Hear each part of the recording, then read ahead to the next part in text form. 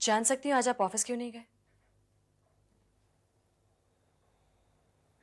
शायद तुम्हें दिख नहीं रहा, मेरे हाथ में जख्म है।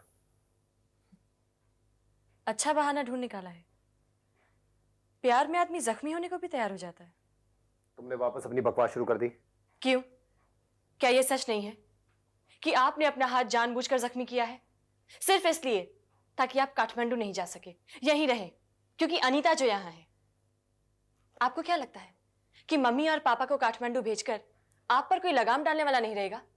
आप इस गलत तुम क्या चाहती हो? मैं यहां पर नहीं रहूं, ठीक है?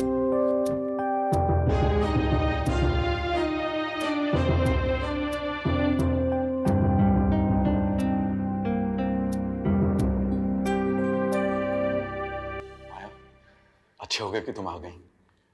मैं तुम्हें एक खुशखबरी सुनाना चाहता हूँ और वो खुशखबरी सुनाने के लिए मैं बहुत बेचैन हूँ। भाई, मैं भी तुम्हें एक बहुत अच्छी खबर सुनाने आई हूँ। लेकिन पहले मुझे सुनाने दो, मैं वाकई बहुत खुश हूँ माया। अच्छा ठीक है भाई, पहले तुम बता दो। माया, मेरी सजा कम हो गई है। जेलर साहब ने कहा है कि मेरे अच्छे बर्ताव के लिए मुझे जल्दी इस जेल से रिहा कर देंगे। माया, माया, अब मैं अपने बच्चों को देख सकूंगा, मिल सकूंगा। माया नहीं भाई, मैं फिर से कहती हूँ, तुम उनसे नहीं मिलोगे। माया, तुम मुझ पे जुल्म कर रही हो। मैंने जो नहीं किया उसकी सजा तो मैं इस जेल में काट रहा हूं ना। तुम इससे भी बड़ी सजा मुझे दे रही हो, ये जानते हुए कि इसमें मेरा कोई दोष नहीं है। ये तो तुम जान गए हो भाई कि सजा काटने के लिए दोषी होना जरूरी नहीं है। एक बाप होने की इतनी बड़ी सजा मत दो मुझे माया। प्रधान ने अब तक की मेरी जिंदगी बर्बाद कर दी है, तुम बाकी जिंदगी को बोझ बना देना चाहती हो। और जो बोझ इतने सालों से मेरे दिल पर है, उसका क्या? प्रधान की बर्बादी से वो बोझ उतर जाएगा भाई, और फिर हमारी जिंदगी में इतनी खुशियां आएगी जिसका तुम अंदाजा ही नहीं लगा सकते। और वही खुशखबरी मैं तुम्हें सुनाने आई थी। प्रधान 1 महीने की बिजनेस ट्रिप पे काठमांडू गया हुआ है और मैं इस मौके का फायदा उठाऊंगी। और मौका मिल भी गया है। प्रधान के बड़े बेटे ने मुझे ऑफिस बुलाया है। मैं नहीं जानती किस लिए, मगर मौका निकल आया है जरूर।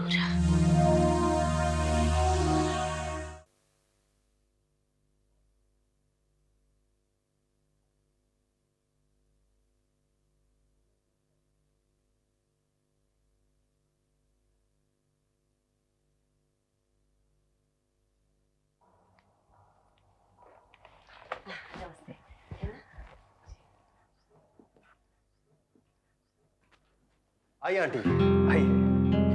अरे, ये तुम्हारे हाथ को क्या हुआ? जरा सी चोट आ गई थी। अच्छा, चोट आई है तो तुम्हें आराम करना चाहिए। काम कौन सा भागा जा रहा है? आंटी, काम इतना ज्यादा बढ़ गया है कि मेरे अकेले की बस की बात नहीं रही। और पापा के अलावा कोई और हाथ बांटने वाला हो तो मैं आराम की सोचूं। इस बारे में तुम अमित से क्यों नहीं बात कर लेती? आंटी, अब अमित की बात ना करें तो बेहतर होगा। अमित को तो बिजनेस और इस ऑफिस में थोड़ी भी दिलचस्पी नहीं है। ओहो, तो फिर बची सिर्फ अनीता है। पर पता नहीं क्यों वो ऑफिस आने से बिल्कुल इनकार कर रही है। अगर आप कहेंगी तो वो दिलचस्पी ले सकती है। दरअसल मैंने आपको यही बोलने के लिए यहाँ आने की तकलीफ दी है। आपको बुरा तो नहीं लगा ना? नहीं नहीं बेटे, इसमें बुरा मानने वाली कौन सी बात है? ये तो हमारे घर का मामला है, और फिर तुम मेरी बेटी जैसे हो। थैंक यू जो आपने मुझे अपना समझा। अब आंटी आप ही बताइए, अगर अनीता इस ऑफिस को संभाले तो इसमें बुराई क्या है? पर घर कौन संभालेगा? अनीता ने आपको ये कहा, उसने मुझे भी यही कहा। लेकिन आंटी जरा सोचिए ना, अरे घर को तो नौकर भी संभाल सकते हैं, लेकिन ऑफिस को संभालने के लिए कोई घर वाला चाहिए। और फिर मैं जानता हूं अनीता में इस काम को संभालने की काबिलियत है। और फिर शायद वही एक तरीका है जिससे मेरा बोझ कम होगा। आंटी प्लीज अनीता को समझाइए, उसको बोलिए अपनी काबिलियत समझे, अपनी कदर करना सीखे। क्या मैं कुछ गलत कह रहा हूं? नहीं नहीं बेटे, शायद तुम ठीक ही कह रहे हो। मैं उससे बात करके देखती हूँ।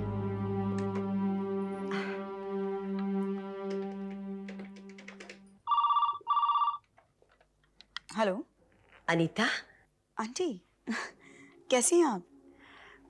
अनीता, दरअसल मैंने तो ये आस छोड़ दी थी कि तुम कभी ऑफिस ज्वाइन करोगी, बिजनेस संभालोगी, लेकिन आज फिर से उम्मीद जाग उठी है और इसलिए मैं तुम्हें समझाना चाहती हूँ कि तुम्हें ऑफिस ज्वाइन कर लेना चाहिए। देखो बेटी, अजय का हाथ बटाना चाहिए तुम्हें। अजय का काम बढ़ गया है और वो बिल्कुल अकेला पड़ गया है। देखो अनीता, तुम हमेशा गैरों की मदद करती आ रही हो, है ना? अब अपनों की मदद करना तुम्हारा फर्ज है। आप फिर से वही बातें लेकर बैठ गई। अगर मुझे बिजनेस करना ही पड़ा तो मैं इनके बिजनेस में हाथ बटाऊंगी और ये मेरा पहला फर्ज है। और वैसे भी ये सोच रहे थे कि कोई नया बिजनेस शुरू करेंगे। जी, मुझे माफ कीजिए, आप जो कह रही हैं वो मैं कर नहीं पाऊंगी। अच्छा, ठीक है बेटी, जैसे तुम्हारी मर्जी। Okay bye. क्या है? किससे बातें हो रही थी? आंटी से। और ये क्या, जीजू बिजनेस करना चाहते हैं? कहाँ है जीजू? अपने कमरे में। चलो हम दोनों यहीं बैठकर बातें करते हैं ना। मुझे तुमसे बहुत सारी बातें करनी है। हमारी बातें होती रहेंगी, पहले मुझे जीजू से मिलना। चलो आओ ना। अंजलि, जीजू।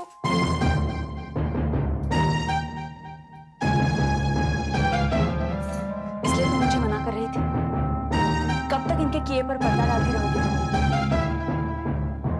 अंजलि,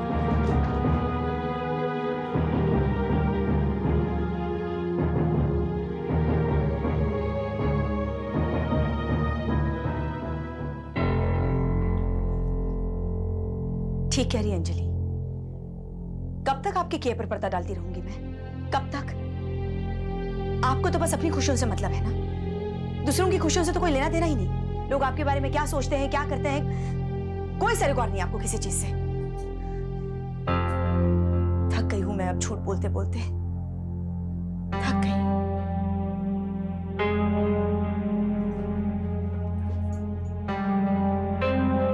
सब झूठ है, सब दिखावा है, शराफत का ढोंग है।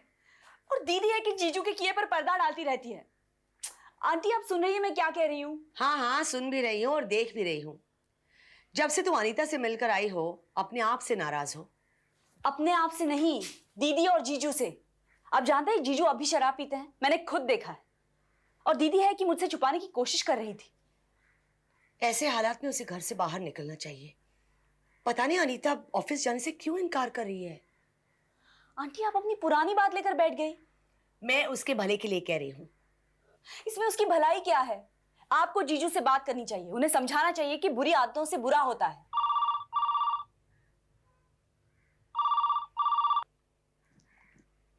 हेलो। हेलो आंटी, मैं अमित बोल रहा हूँ। अरे अमित बेटे, बोलो। आंटी, मुझे अंजलि से कुछ बात करनी है, इफ यू डोंट माइंड। अगर अंजलि से तुम्हें बात करें तो उसमें मैं क्यों बुरा मानूंगी?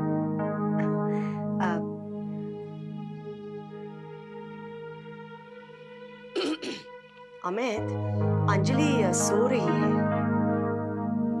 आंटी, आप अंजलि को कहेंगे कि वो मुझे कल सिद्धांत रेस्टोरेंट में मिले। I want to take her out for lunch.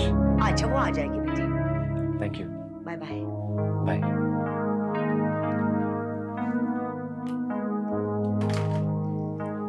कल अमित ने तुम्हें लंच पे बुलाया है, सिद्धांत रेस्टोरेंट पे। लंच तो दूर, मैं बात भी नहीं करना चाहती उससे। इतनी जिद अच्छी नहीं अंजलि। शायद वो तुमसे अनीता के बारे में कुछ कहना चाहता हो। देखो, वो शराब जरूर पीता है, लेकिन वो बुरा आदमी नहीं है। मुझे लगता है तुम्हें जाना चाहिए।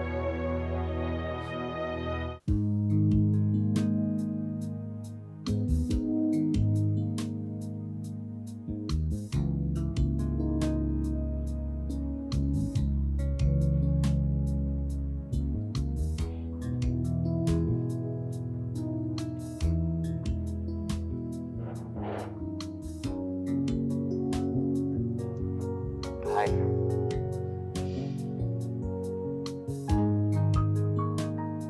लगता है बहुत नाराज हो। आपने मुझे यहाँ लंच पर बुलाया है, आप लंच ऑर्डर कीजिए, उसके बाद मैं चली जाऊंगी।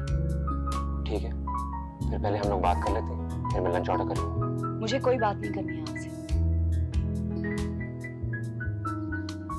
तुम अपनी दीदी से बहुत अलग हो, उसमें बहुत पेशेंस है। लिसन, मेरे लिए मेरी दीदी की खुशी सबसे बढ़कर है, और जो आदमी उसे तकलीफ देता है मुझे तकलीफ देता है, और ऐसे आदमी से मुझे बात नहीं करनी। ओके अंजलि, मैं मानता हूँ कि मैंने तुम्हारी दीदी को बहुत दुख दिए हैं, लेकिन बिलीव मी, जितने दुख दिए उससे ज्यादा खुशी देना चाहता हूँ उसे मैं। आप ठीक तो हैं? या कल रात का नशा नहीं उतरा? क्यों बहकी बहकी बातें कर रहे हैं आप? अंजलि, मैं मानता हूँ कि मैंने बहुत गलती की, लेकिन अब मैं वो सारी गलतियां सुधारना चाहता हूँ। मैं कोशिश कर रहा हूँ, मैं दिल का बुरा नहीं हूँ, लेकिन मुझे सिर्फ एक मौका चाहिए। I just need a chance। क्या दीदी ने आपको माफ किया है? पता नहीं, लेकिन जब तक वो मुझे माफ नहीं करेगी तब तक मैं कोशिश करता रहूंगा। मैं सिर्फ ये जानना चाहता हूँ कि क्या तुमने मुझे माफ किया है कि नहीं। अगर ऐसी बात है तो हाँ। थैंक्स अंजलि, एक और रिक्वेस्ट थी। एक्चुअली मैं एक बिजनेस स्टार्ट करने की सोच रहा हूँ। कैसा बिजनेस? मल्टीमीडिया प्रोग्राम बच्चों के लिए। Very good. थैंक्स।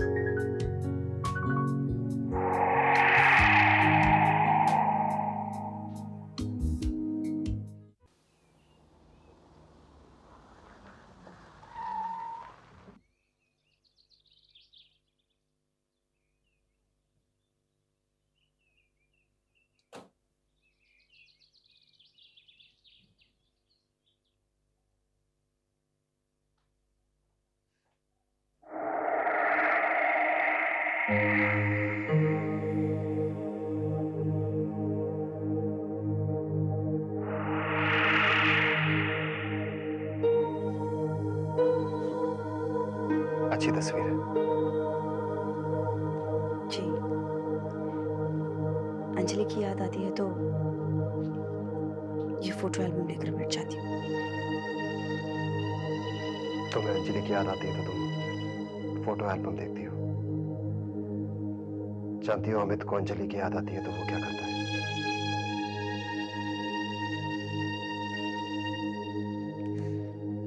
आप कहना क्या चाह रहे हैं? मुझे बहुत बुरा लगा जो मैंने आज देखा। मुझे तुम्हारा ख्याल भी आया। अनिता, तुम्हारे साथ अच्छा नहीं हो रहा। ज्यादती हो रही है तुम्हारे साथ। जानना नहीं चाहोगी मैंने क्या देखा? अनीता, मैंने अमित और अंजलि को एक साथ देखा। दोनों बहुत हंस रहे थे, एक दूसरे में खोए हुए थे दोनों।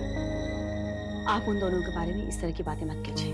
मेरा भी खून ऐसे ही खौला था। मुझे भी अपनी आंखों पे यकीन नहीं आया था। वो दोनों ऐसे नहीं हैं। मैं जानता हूं, पर दिल का मामला ऐसा ही होता है अनीता, कुछ भी हो सकता है। और तुम तो जानती हो अमित अंजलि के साथ शादी करना चाहता था। तुम्हारे साथ शादी तो उसने पापा के दबाव में आके की। दिल का मामला ऐसा ही होता है, दबाव में और ज्यादा उछलता है। इतिहास गवाह है, दो दिलों के हाथों रिश्तों के गले घोटे गए हैं। Anyway, मैं तुम्हें यही बोलने आया था, मुझे तुम्हारे साथ हमदर्दी है।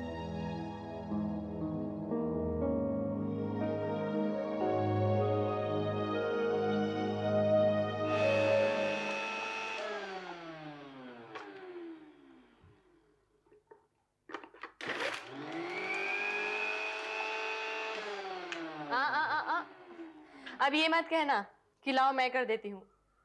अब से किचन संभालने के बारे में मैं भी सोच रही हूँ। लेकिन तुम क्या सोच रही हो? हाँ, मुझे आपसे एक बात कहनी थी।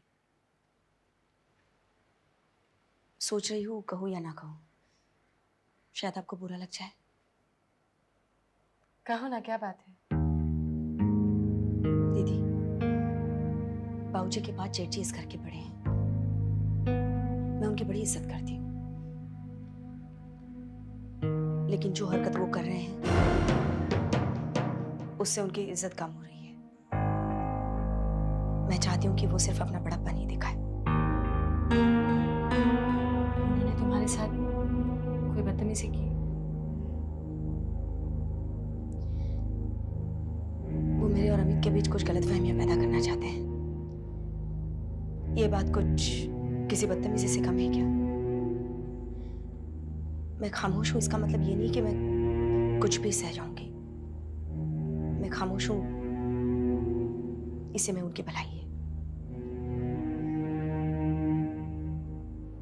क्या कहा उन्होंने?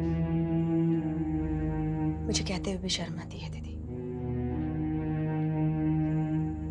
आप बस इतना जान लीजिए कि मुझे अपने पति का प्यार मिल रहा है और मैं उसे खोना नहीं चाहती। एक बार आप ही ने मुझसे कहा था ना कि मैं अपने पति का ख्याल रखूं। आज वही बात मैं आपसे कहती हूँ।